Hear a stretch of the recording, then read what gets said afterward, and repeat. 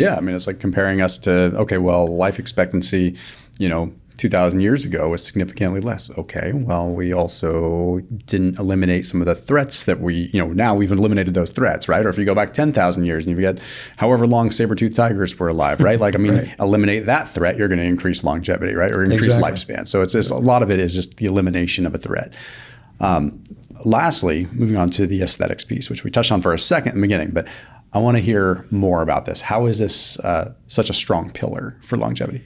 So, I got to give my plastic surgery colleagues a lot of credit. I remember in medical school, we kind of all partitioned into guys who were going to, go into surgery versus internal medicine, psychiatry, and so on.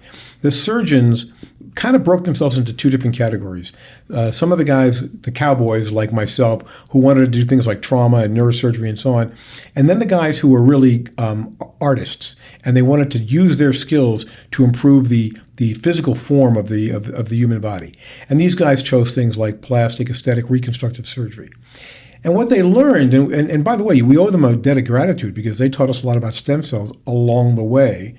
But what we learned is that when people have a negative image of themselves, and a big part of that has to do with physical appearance, anything you can do to correct and improve that pays tremendous benefits and dividends in terms of mental state, and that actually affects the immune system, and it affects exercise tolerance, cognitive performance. And so I've become very sensitive to the fact that preservation of youthful aesthetics will in fact create benefits that translate into an impact on lifespan. I'll give you a perfect example.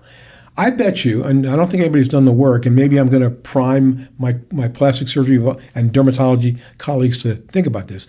I bet you if you look at the impact of long-term regular use of things like Botox, I bet you it's associated with a gain in overall health span, because people perform better when they have a level of sort of mental state, a high-quality mental state associated with youthful aesthetics. And, it's interesting. A colleague of mine once talked about, if you in your mind perceive yourself as youthful, regardless of your age, you will live longer than if you perceive yourself as elderly. And that makes a lot of sense to me. And so the aesthetic side of the equation matters.